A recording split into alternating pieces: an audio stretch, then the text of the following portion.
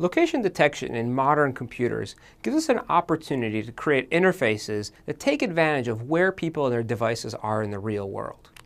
Consider a modern mobile device has multiple ways of finding itself. It can use cell data, GPS, or Wi-Fi beacons to locate itself down to even 10 meters.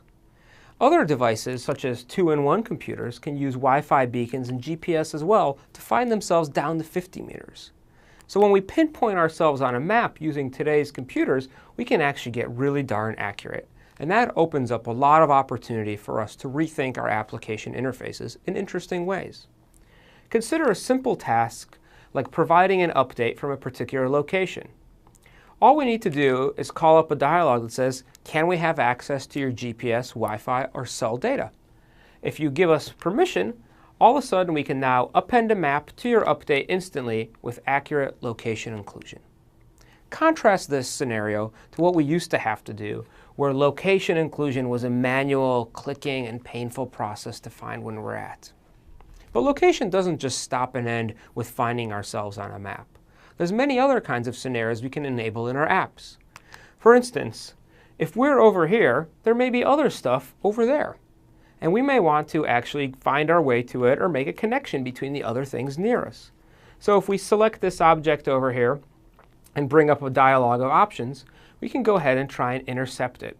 And when we intercept it, what we're going to get is a little arrow showing us how that is moving and how we're moving and how long it actually takes us to get there as we connect. So here, location detection is being used to connect two objects in the real world and provide real-time updates about how close or how far away from each other they are. Your location in the world also provides you with context as you move. For instance, as I'm driving up this road, some sights, people, or even some conversations may pop up near me. If I'm looking at the map and seeing this information in real time, I can have access to it. But what if I'm involved in another task? We can be a little obtrusive and let you know that there's a couple updates happening near where you're at right now. And that's well and good, but we might also want to try some more subtle things and just slightly indicate to you that there's things happening associated with your location in the world and give you the option to access those if you'd like. Location isn't just limited to this type of background processing as well. We can even allow our users to leave information at particular points in the world. So if I'm over here and I'd like to leave some information over here, I can append a location and some data for someone else to later find. As you can see, location is about a lot more than just finding ourselves on a map. We can enable interactions between two objects, people, or places in the real world. We can process background information based on where you are or where you happen to be going.